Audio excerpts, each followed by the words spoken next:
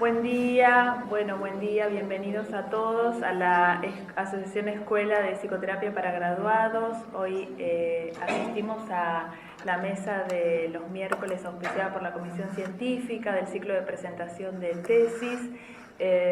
Va a presentar su trabajo final integrador Roxana Afrancino y luego, antes, su directora de tesis en realidad va a introducir y a explicarnos y a contarnos una maravillosa experiencia y otras cuestiones que Beatriz Rodríguez va a continuación a comentar. Quiero comentarles que estamos sin internet en la zona, con lo cual, ojalá se pueda recuperar. Paso a contarles que Roxana Afrancino es licenciada en Psicología y especialista en Clínica de Adultos, egresada de la Asociación Escuela de Psicoterapia para Graduados.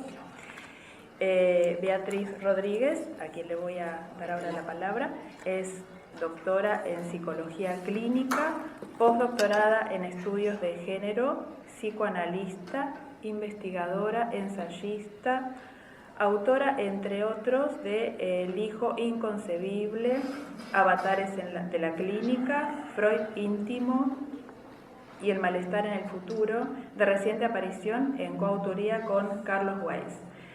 Beatriz es socia herente de la Escuela de Psicoterapia, actualmente desarrolla una intensa labor en la clínica, en investigación y en la docencia académica de grado y de posgrado. Algo que no dije y que es muy importante es el título del trabajo de Roxana Afrancino, es Ataque de pánico, una conceptualización psicoanalítica, clínica en separaciones significativas, lo cual tiene mucha relación con el título de nuestro ciclo científico 2024. Bueno, Beatriz. Gracias. Hola. Bueno, me traje algo anotado porque si no me dan un micrófono seguimos hasta mañana. Y gracias por la invitación a la escuela y a Roxana por haberla acompañado en este proceso. Quería comentarles que entre los posgrados académicos que ofrece la escuela en asociación con la Universidad de La Matanza, los que otorgan el título de especialista son de carácter profesionalizante. ¿Qué quiere decir esto? Quiere decir que el título de magíster, que también otorga la escuela en asociación con la universidad, es un título que habilita a quien lo obtiene como investigador. Esta es la razón por la cual una maestría puede cursarla un antropólogo, un dentista o un docente. En cambio, el título de especialista en psicoanálisis solo puede obtenerlo un médico o un psicólogo que están habilitados para la psicoterapia. Decía, de carácter profesionalizante. Quiere decir que agrega una experticia específica al título profesional habilitante. Por ello, con justa razón, es que puede llamarse psicoanalista a quien haya obtenido el título de especialista en este campo disciplinar. Para acceder al mismo es imprescindible plasmar los conocimientos adquiridos durante el posgrado mediante una tesis de articulación teórico-clínica que evidencia la capacidad creativa en el abordaje terapéutico y la aptitud analítica. Esta tesis, que con mayor precisión denominamos trabajo final integrador, debe reflejar destreza en la aplicación adecuada del saber disponible a la clínica, produciendo vinculaciones creativas del cuerpo conceptual en las exigencias reales de la práctica y sin abandonar las pautas de la investigación científica. Por lo tanto, debe basarse en una presentación clínica, es obligatorio. Pero no solo eso. La formación académica es tal vez la única área de actividad que conserva casi intacto el modelo de producción medieval. Para pasar de la condición de aprendiz a la de maestro, el único camino posible a ser transitado es confeccionar una obra maestra. En otras palabras, el alumno precisa desarrollar un producto en el cual los maestros lo reconozcan como un par. Por ese motivo, en la tradición académica más estricta, las tesis deben ser defendidas públicamente ante una banca de notables. Bueno, así enunciado, parece tratarse de un escenario terrorífico, lo que podría justificar la dilación de muchos tesistas para acceder a esta instancia y en ocasiones hasta la negativa a terminar el trabajo. Desde mi perspectiva, en cambio, el acto de defensa es una fiesta, toda una celebración. Al menos lo fue en relación a la defensa del trabajo integrador que hoy se presenta. Y por eso es que quisiera explicar qué es lo que vamos a escuchar hoy. En agosto de 2019 me encontré con un trabajo que ya estaba iniciado, al que debía acompañar sin traicionar las intenciones originales de su autora, que por entonces era desconocida para mí. Ocurría que Roxana había iniciado su trabajo con Andrea Martínez Filomeno, que la acompañó en gran parte del desarrollo y que luego falleció. En estas condiciones, uno podría decir de desamparo, me encontré con Roxana en una situación particular, porque ella estaba obligada a confiar en mí, una desconocida. Los desconocidos. Así es. Si pensamos en un análisis como el resultado del encuentro íntimo entre un paciente y su terapeuta, se entiende que la escritura de un trabajo final integrador, basado en dicho análisis, reproduzca este espacio de encuentro e intimidad ahora entre el tesista y su director. Y es porque el trabajo final integrador habla de un asunto de interés personal para el tesista, que no necesariamente es un gran tema, un tema importante, pero sí es valioso y motivador para quien escribe, y entonces también lo es para quien orienta las reflexiones y la forma en que éstas se plasmen en un escrito. Digo esto, lo anticipo, para que piensen que la relación entre un tesista y su director es una relación particular. Quienes estén aquí en la situación de tener que presentar una tesis, piensen que la elección de un director es clave. Nosotros lo hicimos a ciegas, pero en general debería ser con los ojos bien abiertos. Cada proceso de investigación es único, pero en gran medida estará determinado por el vínculo entre el tesista y su director, un vínculo de reconocimiento mutuo y de confianza. El resultado, aquí, este trabajo titulado Ataque de pánico, una conceptualización psicoanalítica clínica en separaciones significativas, da cuenta del recorrido clínico y de la madurez y el compromiso psicoanalítico de Roxana Afrancino con ustedes.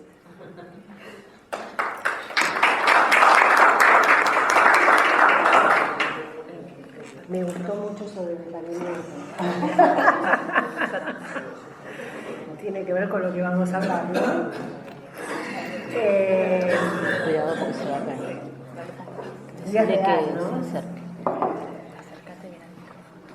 Bueno, tengo dos. Bueno, ¿querés usar ese? Como quieras. Sí, no sé. Dale. Espero que ahí se escuche, ¿no? Bueno, mi más especial agradecimiento a la Escuela de Psicoterapia por haberme convocado a la presentación de mi tesis en este ciclo científico de los miércoles, cuya temática y título ya fue dicha varias veces. La defensa de la tesis se llevó a cabo en octubre del 2022. Era un trabajo obligatorio en términos de poder obtener el título de especialista en clínica de adultos. y el desarrollo del mismo fue un entrecruzamiento teórico y clínico en relación al pensamiento freudiano y post-freudiano. En el mes de octubre del 2023 me convocaron para poder publicarlo en la revista Psicoanálisis Ayer y Hoy, que es la número 28 de la Asociación Escuela de Psicoterapia para Graduados. Brevemente voy a hacer una... ¿Se acopla? Por eso. Brevemente haré una introducción de las hipótesis que me llevaron al planteo del problema para pasar después al material clínico que cabe aclarar que fue otorgado bajo consentimiento de la paciente y se resguardó su anonimato e identidad. Y después las conclusiones en relación al planteo del problema y de los objetivos. El problema objeto de esta investigación surgió ante la consulta de pacientes derivados de guardias médicas que presentaron sintomatología somática compatible con ataques de pánico. El eje central del mismo se articuló al caso clínico de una paciente a la que voy a llamar Nora. En este caso particular, la misma refiere una sucesión de pérdidas materiales y afectivas, presentando dolores de cabeza intensos, ahogos, taquicardia, mareos, sentimientos de muerte, principalmente cuando viajaba en transportes públicos. El objetivo general de mi indagación fue describir cómo influyen la separación de los primeros objetos de amor en síntomas concomitantes con ataques de pánico con esta paciente que cursaba tratamiento psicoanalítico conmigo desde el 2010 hasta el 2014. Para abordar el problema de investigación se consideraron los siguientes interrogantes. ¿Cómo operaron los sentimientos ambivalentes hacia el objeto frente a situaciones de desvalimiento en el curso del desarrollo psíquico de Nora? ¿Cuál fue la función que cumplía el síntoma, o sea, los ataques de pánico en el psiquismo de esta paciente? ¿Qué características tenían las funciones parentales? ¿Qué características adquirieron los vínculos tempranos en ella? ¿Cuál fue la relación entre los estados de angustia y el mundo interno de esta paciente? ¿Cómo influyó en la evolución clínica de esta paciente la situación de duelo por la pérdida de un hijo transitado por su mamá? El estudio del ataque de pánico es de gran relevancia clínica, ya que hay un déficit en la constitución del yo y diferentes problemáticas se articulan, entre ellas narcisismo, autoestima, angustia de separación, desvalimiento, descontrol, cesación de peligro, ideales, superyo y duelo. Vamos al historial clínico. Nora asiste a la primera entrevista psicológica con una actitud cuidadosa en cada una de las palabras que decía para poder expresar el motivo de su consulta. Su tono de voz era alto, que dejaba traslucir una tonada cordobesa. Tenía una actitud determinante, de aparente seguridad y distante con el terapeuta. Manifestó la causa de su consulta en relación con el proyecto de su maternidad que se encontraba postergado y fuerte temor a no quedar embarazada por una operación invasiva que le habían practicado en su juventud. Se observaba una condición ansiosa al pensar en este tema, lo que la llevó a tener que realizar un tratamiento psiquiátrico, ya que la ansiedad estaba también acompañada por sensaciones de mareo, temor a perder el control de las cosas, falta de aire, sensación de muerte y demás síntomas concomitantes con ataques de pánico. O sea, un desarrollo desmedido de la angustia automática por acumulación de excitaciones internas y externas que el yo no podía tramitar y que se representaba a través de una descarga motriz y neurovegetativa. Ella se conocía a sí misma como una identidad sufriente, abnegada, de hallarse en peligro, no pudiendo tener el control de su cuerpo, tratando a su vez de buscar explicaciones que dieran cuenta de su sintomatología que limitaba su vida, libertad e independencia. A lo largo de las entrevistas, Nora desplegó la historia de su vida, sentimientos, ideas, actitudes que permitieron establecer una muy buena transferencia entre terapeuta y paciente.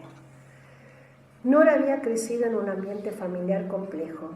Si bien los padres eran personas trabajadoras preocupadas por las necesidades y cuidados de sus hijos, el miedo era una impronta que se filtraba tanto sea en las acciones como en las palabras que le transmitían a ella y a su hermano mayor. Era muy difícil poder vivir sin miedo, luego de la experiencia traumática que había desencadenado la muerte del primer hijo de los padres en forma inesperada. Padres que ante la advertencia de un peligro que pudiera desencadenar recuerdos parecidos a los experimentados por el suceso traumático, se gatillaba una angustia señal, una imbrincada red de estados afectivos, sensaciones displacenteras que alertaban posibles amenazas. Ante una gran inseguridad interna de las figuras representativas de Nora, se ponía en marcha prevenciones extremas frente a circunstancias normales, como por ejemplo enfermedades comunes de la infancia, con la creencia inconsciente de poder revertir y tener la seguridad de que ninguna situación peligrosa pudiera atravesar alguna experiencia traumática. Sentimientos de temor, sensación de peligro en relación a sus hijos inundaban las cosas cotidianas de la vida familiar. Las variaciones del estado de ánimo afectivo de la mamá de Nora se fueron sucediendo a lo largo de la crianza de Nora. Al compartir una actividad familiar, como las películas infantiles cuya temática rondaba en la separación abrupta entre madres e hijos, reactivaba en la madre el sufrimiento por la pérdida de su primer hijo. La añoranza, recuerdos vividos con aquel, frenaba el acercamiento hacia sus otros dos hijos vivos. El perder este hijo representó en la mamá de Nora un trabajo psíquico difícil de tramitar, sin poder representar y poner en palabras lo vivido. Fue como si un fragmento de sí misma se hubiera ido con él. Una sombra caía sobre su vida que no le permitía continuar con ella y con los vínculos afectivos. Un vacío muy grande que la llevó a cumplir una función materna poco activa con angustias inevitables. Su dependencia hacia su esposo le ayudaban a reconectarse con sus hijos. De pequeña, Nora no llegaba a entender las reacciones angustiosas de su mamá y se preguntaba: si todos estábamos viendo un dibujo animado, ¿por qué mamá llora? ¿Es por nosotros? Estábamos viendo TV y pensaba: ¿somos nosotros la causa de sus angustias? Su padre, entre las conductas de tristeza y llanto y de escasa actividad e intercambio de su esposa con sus hijos, en lugar de brindar una explicación que pudiera tranquilizarlos, le generó desconcierto y enigmas, y decía: déjenla sola, va a su cuarto y se le va a pasar. Nora quedó expuesta en un momento de su historia ante agonías primitivas. Por el fracaso del holding materno se interrumpió la continuidad existencial, dejando una marca traumática en el psiquismo. Defensas tempranas se organizaron con el fin de evitar los recuerdos y con ello las palabras que dieron pie a neutralizar las angustias primitivas que desencadenaron la situación traumática. Inscripciones representacionales que formaron una matriz en el inconsciente con la suficiente fuerza de reactivarse en etapas posteriores. Las angustias y los miedos que operaban en la mamá y en el medio familiar eran transmitidos y reinscritos en Nora, quedando expuesta ante eventuales situaciones de vulnerabilidad y fragilidad.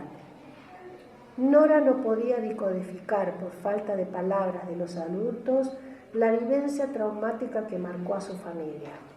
Las angustias surgían ante la ilusión de poder llenar esos vacíos o carencias ante las demandas de Nora que no se podían investigar. El sentimiento de estar en peligro por una inminente separación o abandono de las figuras representativas permitió una angustia de separación que no funcionó como señal, sino que accionó sin reflexión como una angustia traumática automática que podía inducir en sensaciones de desvalimiento psíquico. Los padres de Nora vivían en un estado de alerta permanente frente a situaciones de enfermedades propias de la niñez o ante los juegos que compartían con su hermano al aire libre en el campo. Nora jugaba como un varoncito más. Era una familia que tenía miedo a todo, miedos que contaminaban, recubrían y se incorporaban en la personalidad de sus hijos, transformando la ansiedad en fobias. Papá y mamá decían, nosotros queríamos tener 2 hijos varones. El primero muere y el segundo fue absolutamente buscado. Fue varón y se llamó Mariano. En cambio, a mí me decían, vos viniste por bendición.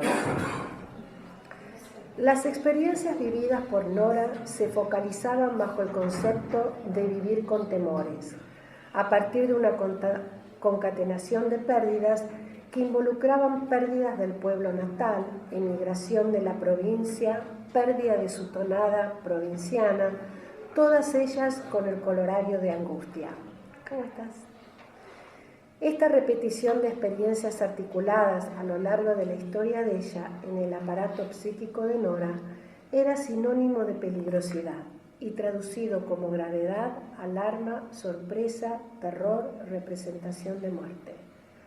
La sobreprotección de los padres, que encubría la falta de protección y cuidados a sus hijos en exceso, no colaboraba a que dichos miedos disminuyeran y se diluyeran bajo la protección de ellos.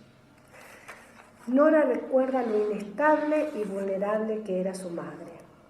En su análisis, Nora pensaba que las reacciones de sus padres eran frente al temor de desilusionarlos como hija.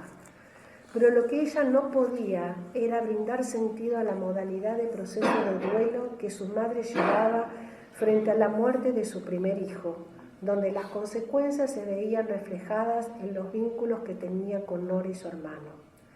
El sufrimiento depresivo que padecía su mamá era una caja de resonancia que recubría y transformaba el medio ambiente familiar, con los lógicos efectos en pleno desarrollo emocional y estructuración psíquica de sus hijos. El papel del espejo en el rostro materno, Winnicott lo conceptualiza como un elemento significativo en la estructuración del desarrollo emocional. El rostro materno espeja en el bebé, ese soy yo. Cuando la madre refleja su propio estado de ánimo o la rigidez de sus defensas, los bebés miran y no se ven a sí mismos. En el futuro, la capacidad creadora del bebé podría quedar obstaculizada y comenzar a buscar en el medio ambiente algo de sí. La identificación primaria en Freud la define como el enlace temprano predípico, concepto que tiene relación con el narcisismo y constitución del yo. Es donde el niño experimenta un estado de fusión, sobreestimando al padre y a la madre, con el deseo de ser como ellos o imitándolos en gestos, actitudes, acciones y palabras.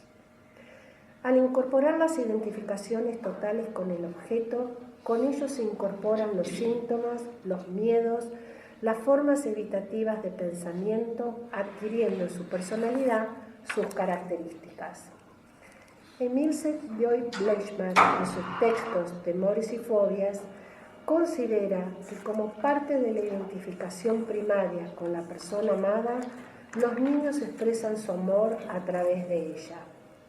Nora se identifica con el síntoma de la madre, síntoma que permanece desarticulado y no encadenado a representaciones, que poseen un no saber de qué y a qué se debe temer, pero que desencadena un circuito de creencias de estar ante un desamparo inicial que no tiene una significación. El yo se va a constituir sobre estas imágenes que las figuras parentales brindaron, a saber, el sentimiento de peligrosidad que despierta la angustia de separación y sensaciones de desvalimiento psíquico. Así es que Nora no ha podido elaborar y tramitar sus miedos en tanto que es algo naturalizado dentro de la vida cotidiana de su familia. El yo se presenta como descubierto y desvalido y en peligro por la decodificación que los padres construyeron psíquicamente como producto de la historia vivida de dolor. Al enfrentarse con situaciones desconocidas, no se pudo asimilar o dominar la evaluación del peligro que pudiera llegar a desencadenar las tragedias, quedando en estado latente. La angustia señal no alcanza para disminuir y comprender la sensación de peligrosidad, siendo inoperante para desplegarse en angustia automática. Su madre representaba para Nora una condición que ponía en marcha la angustia señal fallida, a saber, de separación en términos de experimentar una situación de desamparo frente a la dependencia afectiva propia, necesaria o angustia de muerte. Se necesita más de una experiencia para tener la noción de peligro instaurada dentro del psiquismo, que los padres de Nora, a través de rostros, gestos, actitudes, activaban y ponían en marcha el proceso de peligrosidad emocional, una representación de alarma, gravedad y representación de muerte.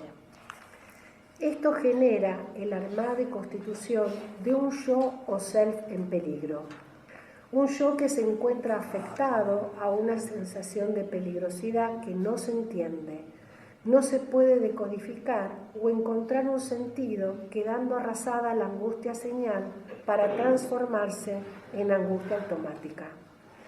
Nora debe tomar una decisión importante en su adolescencia, ya que al estar embarazada y lejos de desear un hijo, decide la interrupción de este embarazo adolescente. Dicho secreto no debía involucrar emocionalmente a sus padres, lo que la perpetuaría en una dependencia infantil de la que ella deseaba deshacerse. No había espacio psíquico para poder pensar en un hijo.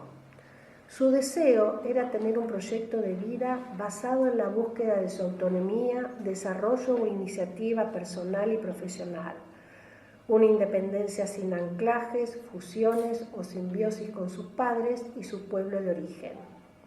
Su angustia de muerte, que podía ser también un miedo frente a la experiencia de lo desconocido, se expresaba en el ataque de pánico al cual el inconsciente signó con el sentimiento de miedo a la muerte.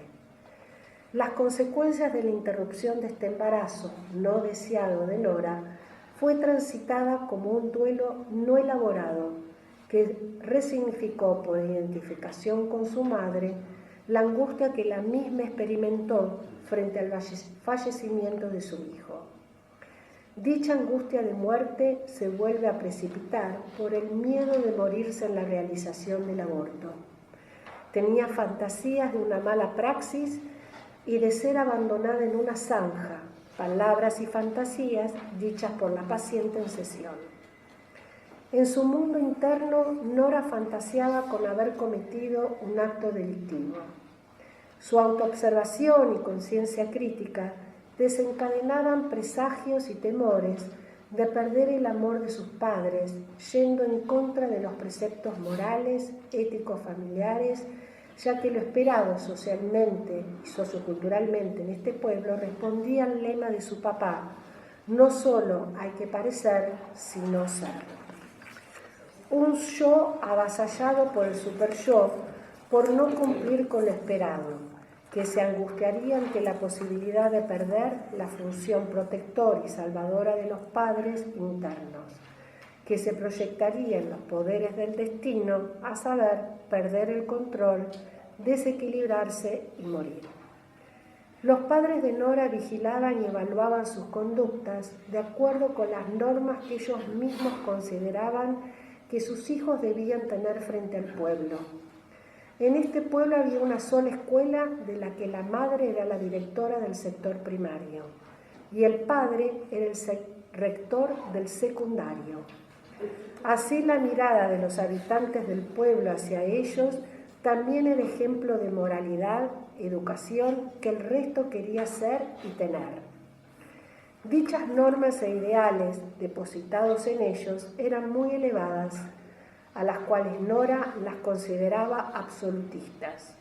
Una conducta desafiante, como caminar en las fiestas patronales del pueblo con amigos abrazados, estando ella de novio con otro muchacho, rompía con los preceptos morales del padre. Ensucias esta amistad a la vista de todos, decía. Los padres de Nora no veían ni escuchaban las necesidades de sus hijos. Sus normas eran muy estrictas, autoritarias, agresivas, imponían sus pensamientos frente a una hija adolescente y ante sus oposiciones sentenciaban con penitencias y castigos, generando en Nora una agresividad que trataba de expresar a través de actitudes e ideologías altamente diferenciadas. Conjeturamos que las funciones parentales eran frágiles, aunque con una apariencia de legalidad. La interiorización en el aparato psíquico de Nora, de este vínculo con sus padres, estructuró un superyo crítico, severo y amenazante, a la manera de mandatos superyoicos que por sus conductas en relación con los ideales, normas y deseos que determinaban el deber ser, no llegaba nunca a cumplir con las expectativas esperadas y depositadas en ella.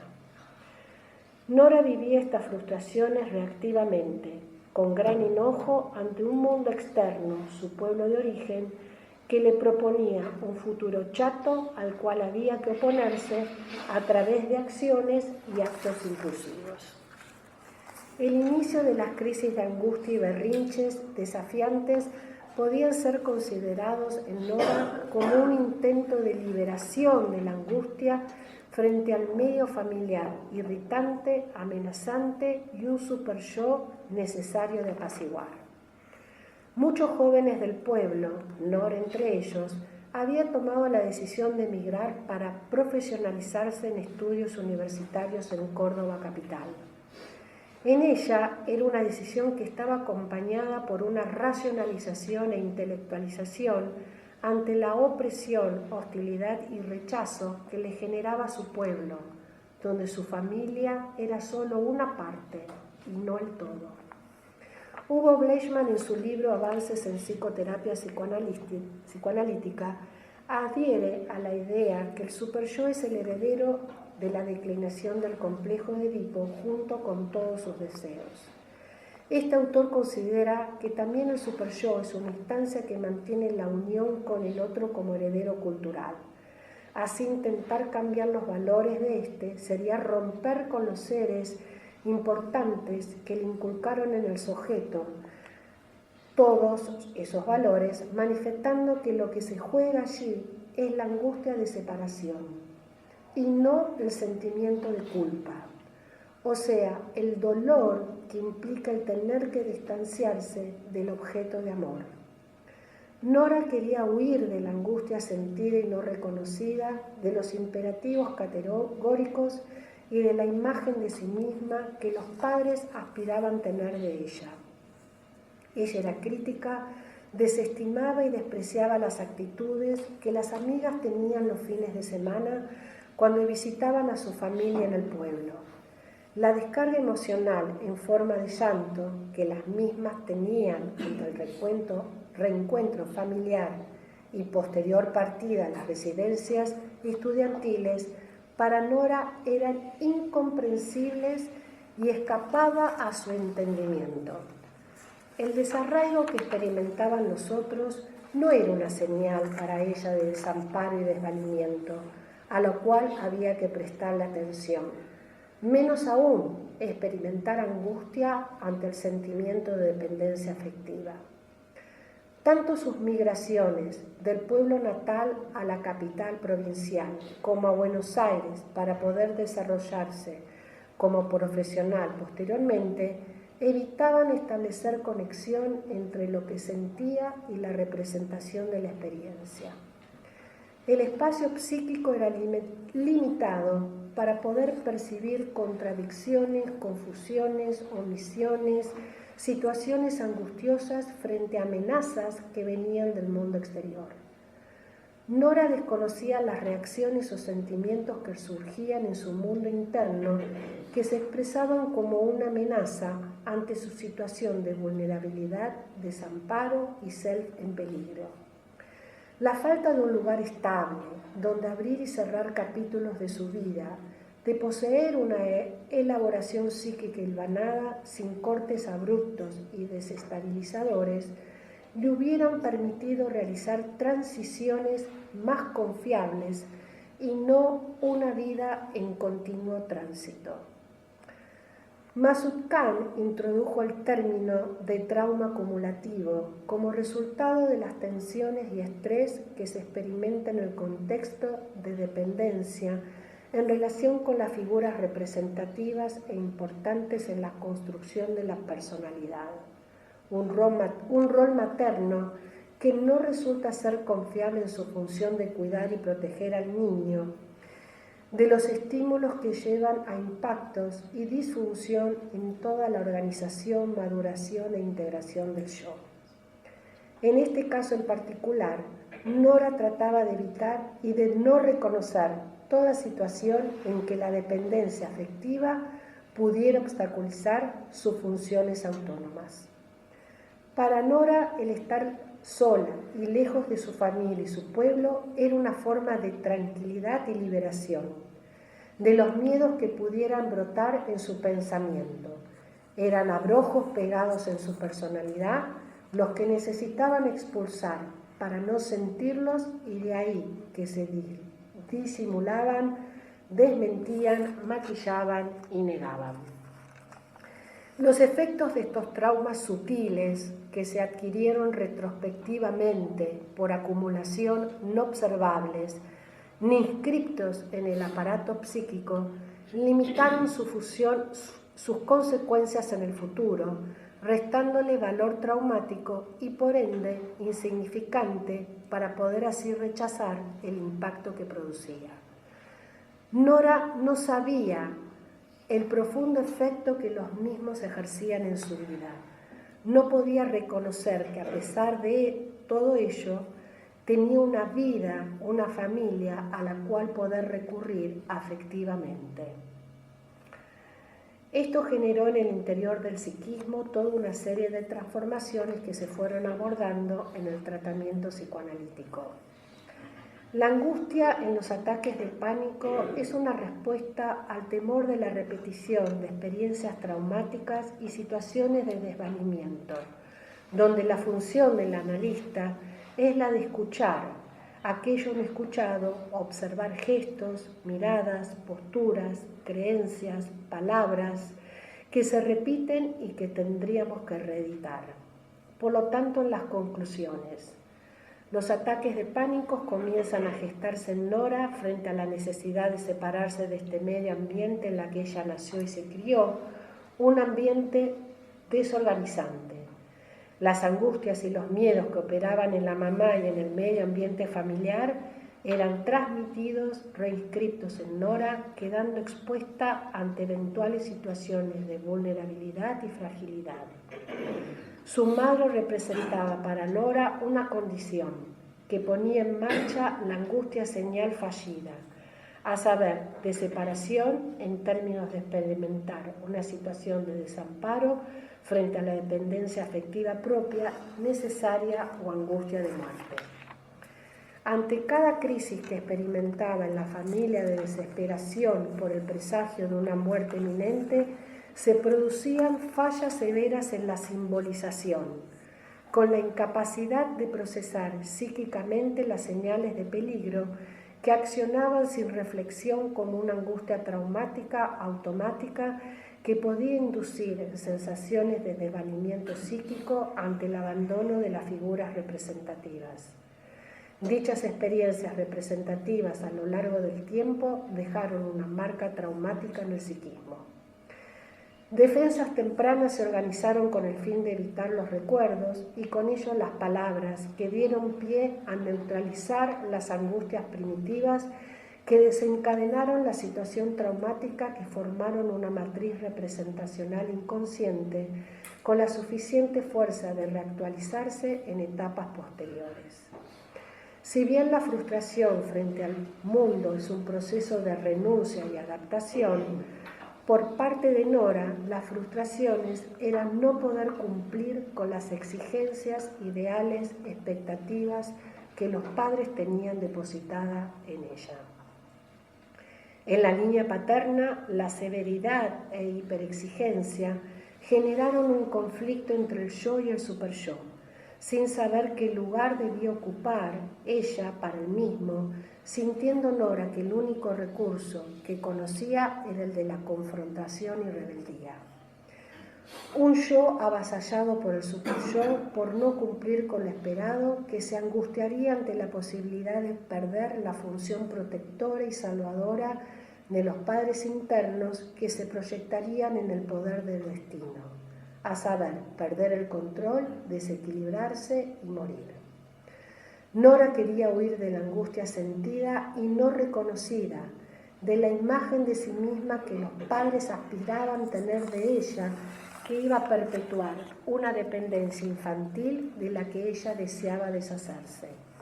Su deseo era un proyecto basado en una independencia sin anclajes, fusiones o simbiosis con sus padres y su pueblo de origen.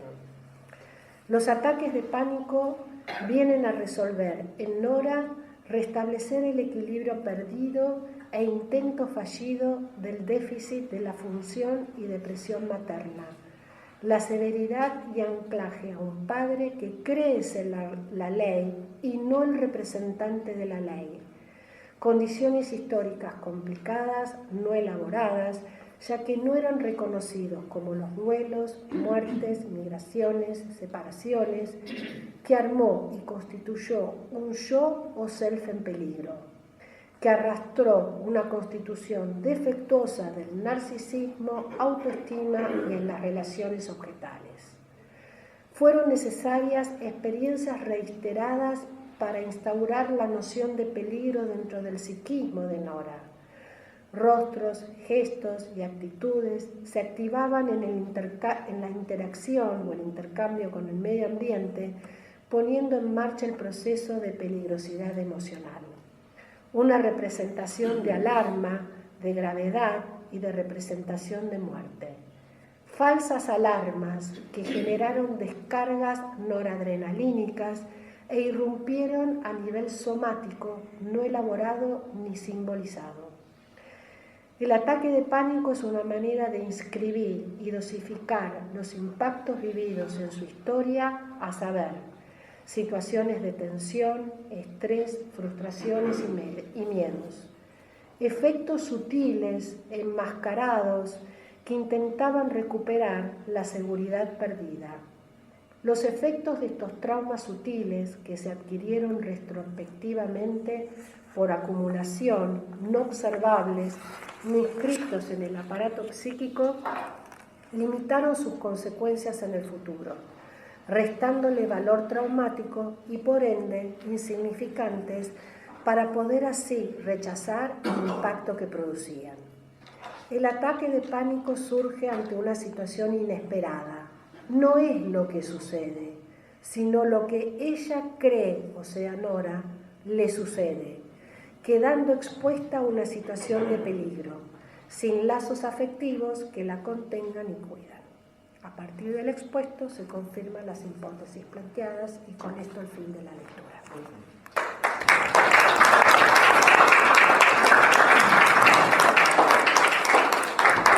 Rosana, muchas gracias. Muchas gracias. Bueno, no sé si hay comentarios, preguntas.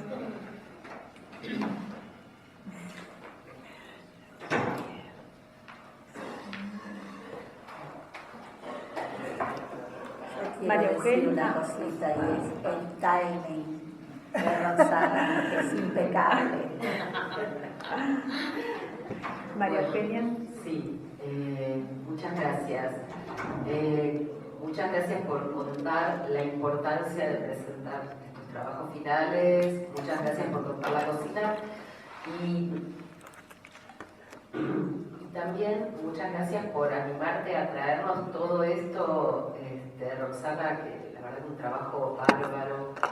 Quería preguntar por ahí, siguiendo esta cuestión de que la tesis esta, el trabajo final integrador, el título de especialista, es el que pone en juego supuestamente todas las herramientas que uno tenés que mostrar todas las herramientas que fuiste adquiriendo y que te convierten en una psicoanalista. Me preguntaba particularmente dos cosas. Una que no sé si por ahí me perdí en la lectura, no escuché bien, cuando ella te llega a vos, llega ya con derivación al psiquiatra y con medicación, esa es una pregunta, y en ese caso, ¿cómo incluiste ese temita en nada menor, digamos, en el espacio de la transferencia?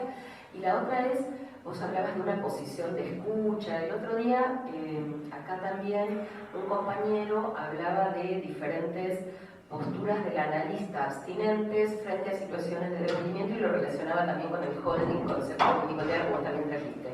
Me gustaría, por ahí, si vos nos podés contar cómo fueron tus intervenciones más allá de la escucha y qué sé yo. Bueno, lo que te preguntaba. Muchísimas gracias. ¿Alguien más? ¿O querés responder a esta? Y después, bueno. No, a ver, ella viene derivada... perdón. Gracias. Ella viene derivada por un médico psiquiatra con el cual yo trabajaba dentro de un equipo. Con lo cual la idea esta de pensar en una la idea de pensar en una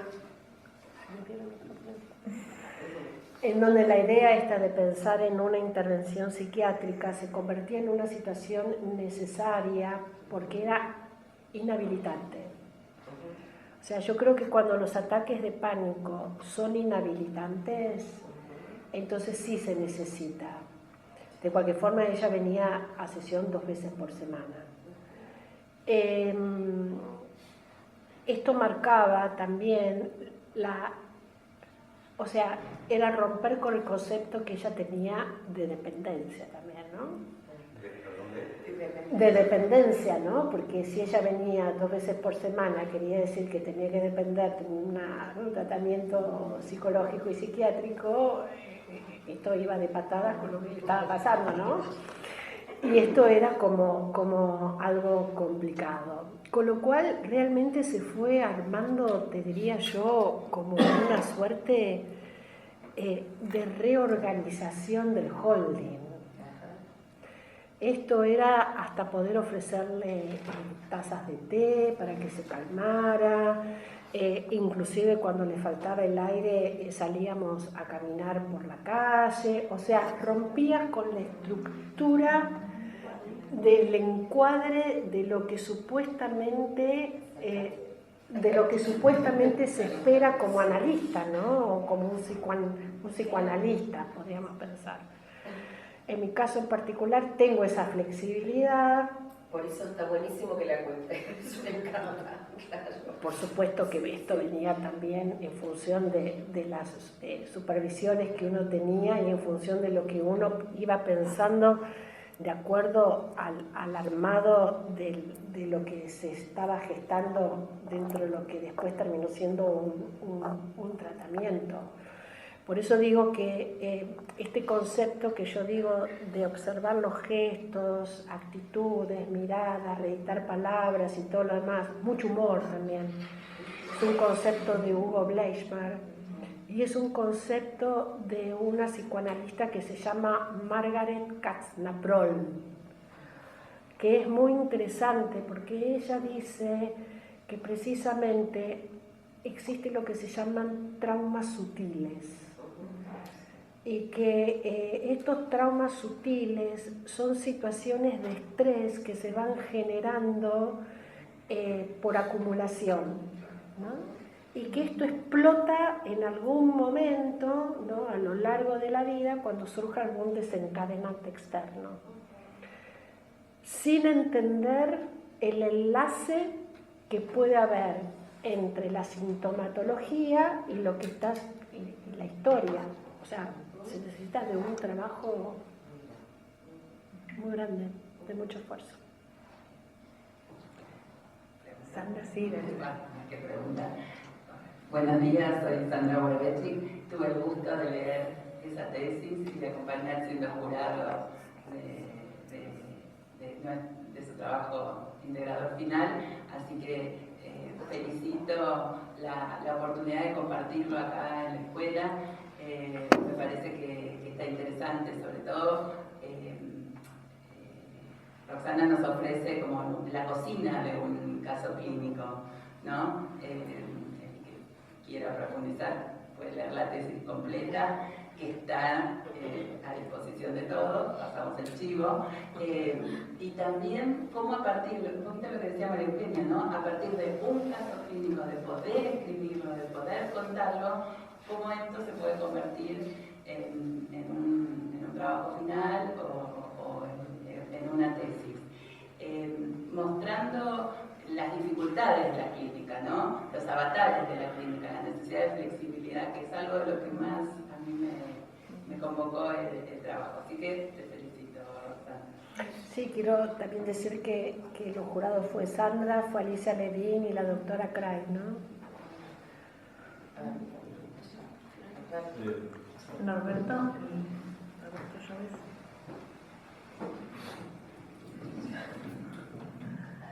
Bueno, mi nombre es Norberto Chávez.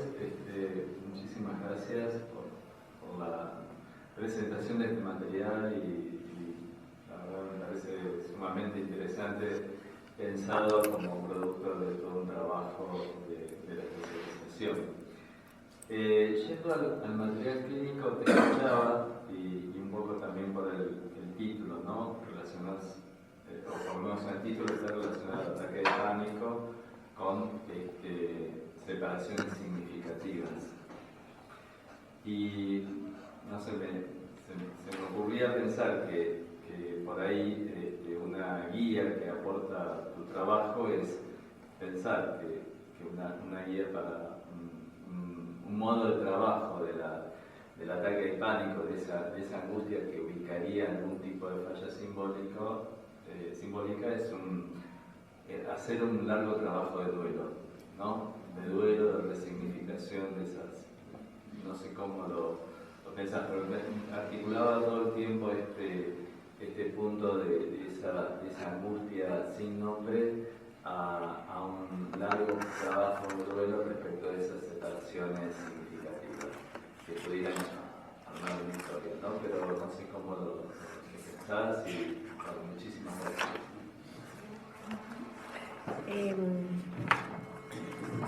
Yo te quiero leer, que no sé dónde está. Disculpame, ¿tengo que hablar? Sí, obvio. O sea, es que no tengo el índice. Dice capítulo 1. El capítulo 1, la introducción fue conceptualización del ataque de pánico, ¿no? El capítulo 2 fue la constitución del aparato psíquico, visto desde Freud y los post-freudianos, ¿no? Incluyendo mucho a Winnicott. Después fue la teoría de la angustia en la obra freudiana y también winnicottiana. Después fue el trauma, visto desde diferentes autores, partiendo de Freud, partiendo de Ferenczi, partiendo de Donald Winnicott, de Mazurkan, de Fonagy y de Katz-Naprol. Y el quinto capítulo fue el duelo. O sea que se trabajó mucho esta conceptualización de lo que era el duelo, más que nada, viste, en esta familia. Porque aparte, yo tengo acá todas mis notas, que eran las notas que presenté el día de la defensa de la tesis, ¿no? Pero por ahí, más allá del caso particular, me parece que aportás un elemento, ¿no? Que podría pensarse como una suerte de guía. El micrófono, ¿no? ¿Querés el micrófono? Sí, mejor. No, digo porque está buenísimo esto que decís, pero me parece que este trabajo aporta una suerte de guía también. Más allá del caso particular, ¿cómo hace Freud, no? Para un caso particular uno lo puede pensar como modelo, ¿no? Respecto de cómo pensar el trabajo de esos ataques de angustia que vienen porque sí, en cualquier momento, no sé qué, ¿no? Sin palabras, y cómo en lo que vos vas tramitando junto con la paciente es una rehistorización que arma un trabajo de duelo. Me parece muy interesante, por lo menos no lo había pensado antes de escucharte, me parece muy interesante esta articulación que Freud hace en la lente de inhibición, síntoma y angustia, ¿no? Cuando plantea ahí la angustia, el duelo, etc. Similitudes y diferencias, pero acá queda como más articulado. Bueno, nada de esto, ¿no? Sí, es cierto, el duelo está siempre, que el duelo siempre está en una situación concatenada con lo que vos decís, ¿no?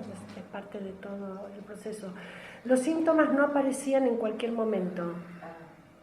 Los síntomas aparecían cuando ella viajaba en transporte público.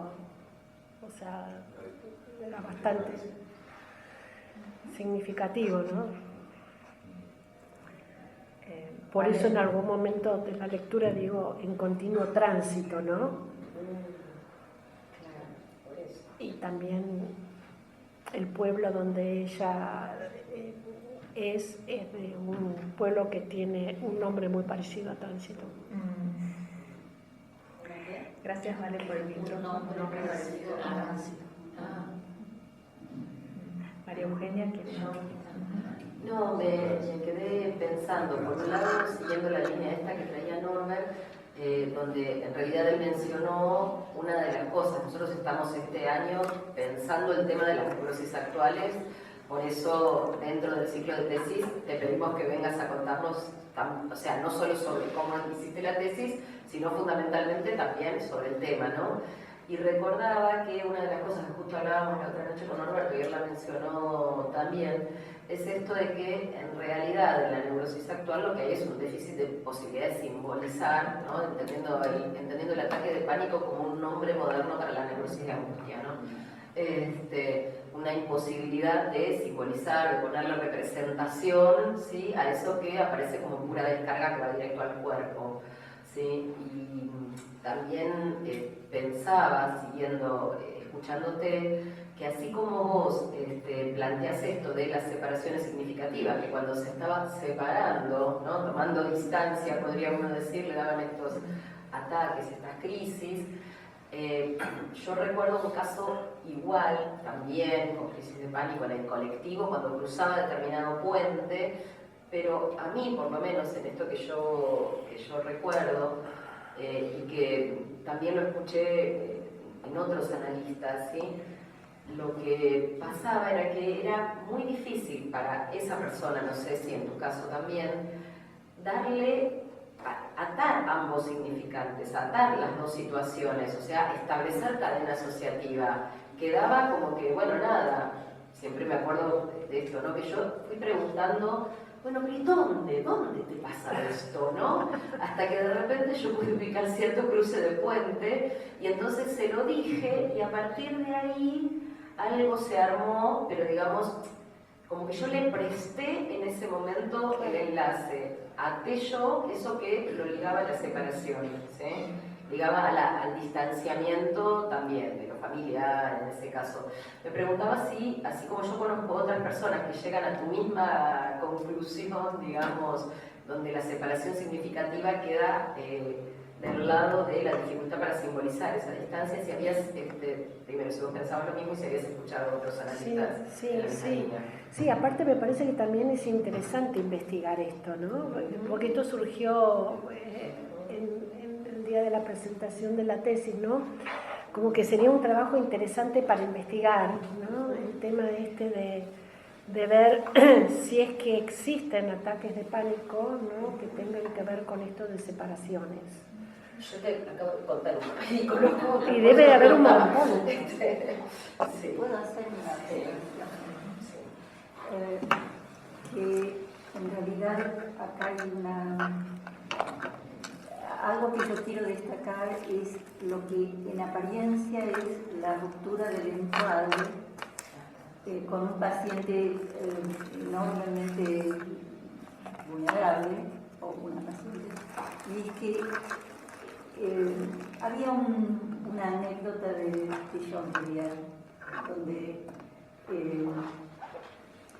el paciente entra en pánico, alucina que viene un tren y que está viniéndosele encima y yo no sé, se tira sobre el paciente que está en el diván, lo arranca del diván, pasó el tren y nos salvamos.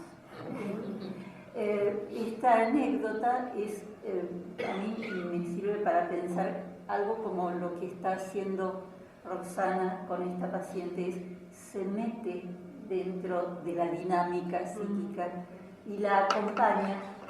El encuadre es ella, no importa, o sea, no tenemos que estar en un cuarto. Exactamente. En el consultorio. Entonces, esto es lo que quiero destacar de la labor analítica ampliada del trabajo que hizo Roxana Siqueiros.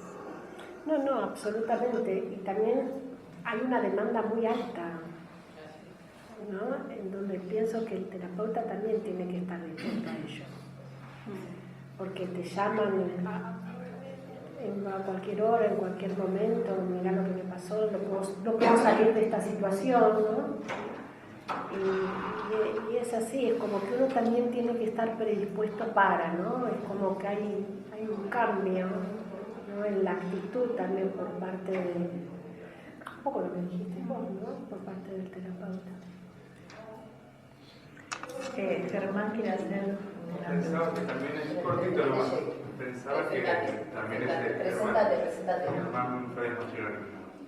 Un cortito, pensaba también que ese cambio de poder salir a caminar con ella en vez de dejar las cosas como están y esperar, iba en contra en dejar en el cuarto se le va a pasar, que en un momento creo que mencionaste, ¿no? Como que se quede en el cuarto y se le va a pasar sola.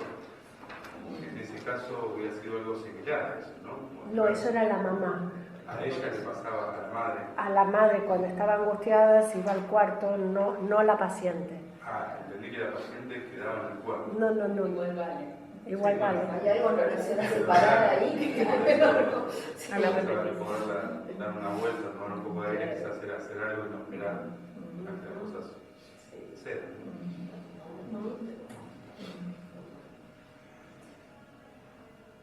¿Querés comentar eso? Yo quería, digo algo cortito, cuando estábamos tomando el cafecito a las 3, en la previa, sí, y cuando tomábamos el cafecito previo a que comience la actividad y hablábamos de la decisión de emprender un trabajo de escritura, ya sea de tesis, para maestría o para especialización, Beatriz me decía que, pues yo decía, suena como que es abordar algo enorme, un trabajo muy grande. Y Beatriz me dijo algo que me gustaría que si lo podés retomar, que hacía referencia a los cimientos, ¿no? Que uno cuando toma la decisión, lo trabajoso, ¿cómo lo decías? Porque sonó como liviano, o que no es algo inabordable, que es tomar la decisión y comenzar el trabajo, ¿no? Bueno, yo lamento enormemente que cuando comencé a trabajar con Roxana, ella ya tenía la mitad del trabajo hecho. O sea, a mí en realidad me exigía un mayor respeto por la labor ya realizada y ponerme a correr como un perrito que corre al lado de un carro, ponerme a la par de su... Es mucho más fácil empezar un trabajo de cero, acompañar a un tesista que comienza su trabajo de cero. Y esto es un mensaje para todos los que han dejado su trabajo de tesis en el camino y siguieron avanzando por la práctica analítica, etc. Y la idea es que en realidad lo que hay que hacer no es escribir la tesis, es pensar en eso, hacer un proyecto. Y el proyecto es muy breve, es solo una exposición de ideas, 15 páginas, no más. Si tiene más, yo sospecho que al analista le falta capacidad para hacer síntesis. Estoy diciendo algo serio. No, bueno, pero es que si hacemos análisis tenemos que poder hacer síntesis. Así que un proyecto es nada más que un mapa. Este es el camino que voy a recorrer, pero todavía el tesista no avanzó un paso. En este sentido, con Roxana, yo me encontré con que estaba a medio andar, o sea, el camino ya estaba medio recorrido. Y esto, bueno, decía, nos encontramos dos desconocidas. Ella estaba obligada, por el desamparo, ¿no es cierto?, a confiar en mí. Y sí, porque digamos, su directora había fallecido. Y yo estaba obligada a confiar en que todo lo que ella había hecho estaba requete bueno. Que de hecho lo estaba. Pero bueno, este es un poco el tema. Lo que un poco me parece que convoca aquí es cuál es el trabajo que hace el director con el tesista.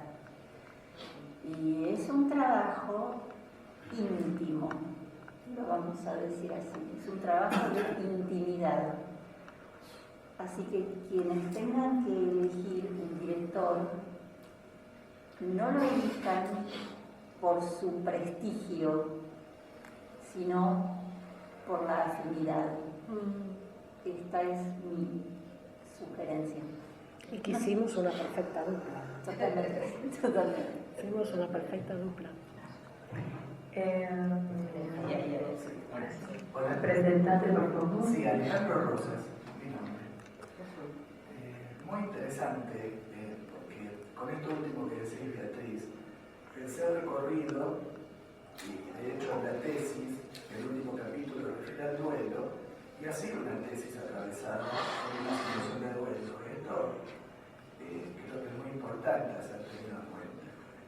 Y por el otro lado, pensé también en lo que dijiste de síntesis, que en el caso de la colega que presentó la tesis, también da lugar a la apertura. ¿Por qué planteo esto?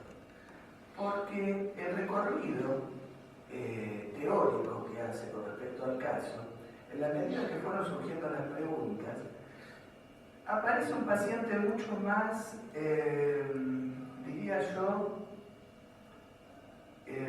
cercano al temor al derrumbe, a las angustias impensables, a la gravedad, ¿no? Lo que implica también una modificación del lenguaje. ¿Y por qué digo de apertura? Porque se habló del yo y del self, que eso me gustaría poder plantearlo como una pregunta, si yo y self es lo mismo, y si del orden del self, cómo jugó o juega con esta paciente lo verdadero y lo falso en relación a esto, ¿no?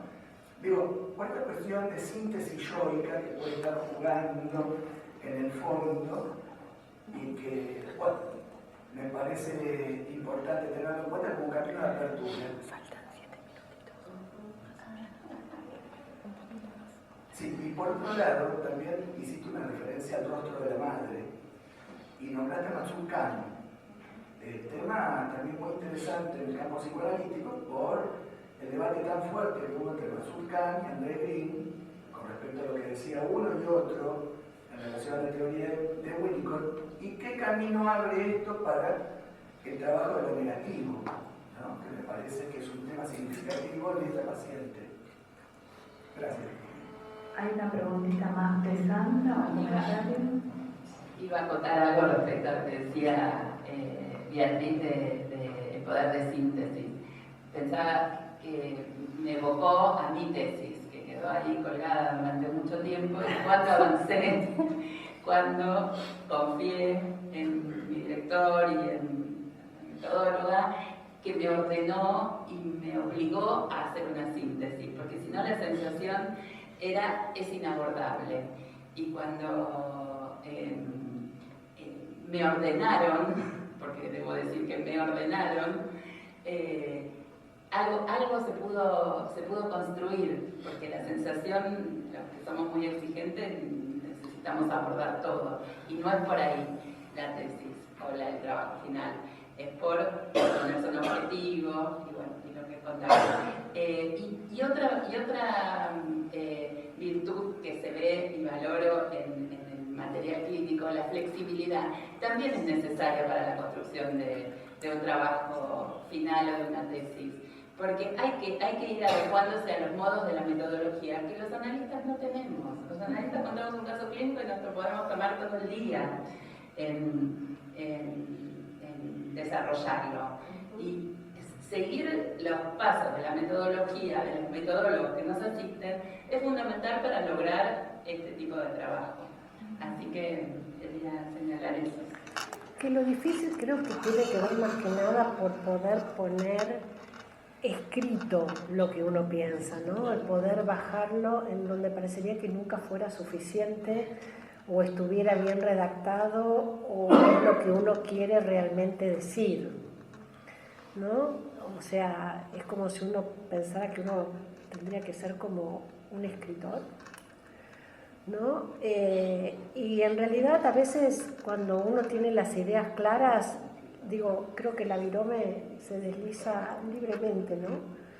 O mejor dicho, las teclas de la computadora se desliza libremente.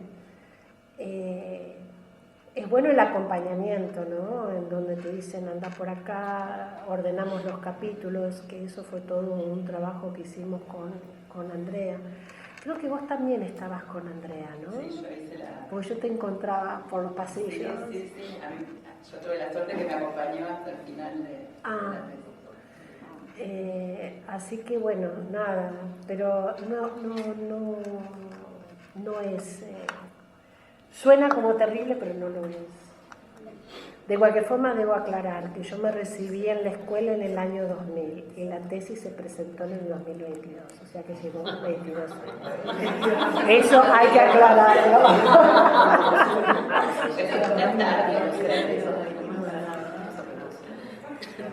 Bueno, Beatriz, no sé qué, nos quedan 2 minutitos o cerramos, Roxana. Bueno, damos por finalizada la mesa. Muchas gracias, Roxana y Beatriz. Bueno, nos vemos el viernes con el segundo. Beatriz, ¿querés contar de qué vamos a hablar la semana que viene? Que también estamos en la mesa, por eso así tentás a los que nos están escuchando, que volvés a ver. Los invitamos.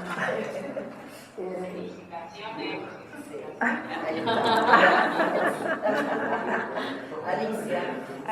Bueno, la semana próxima tenemos una mesa donde se presenta una investigación que se está llevando a cabo para la Universidad de La Matanza y estamos presentando un informe de avance, vamos a decir, de esta investigación. Sí, gracias. Gracias, Beatriz. Gracias.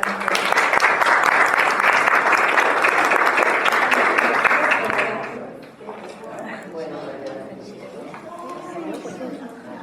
buenísimo. Yo me parece como Si meterse ahí, aparte ya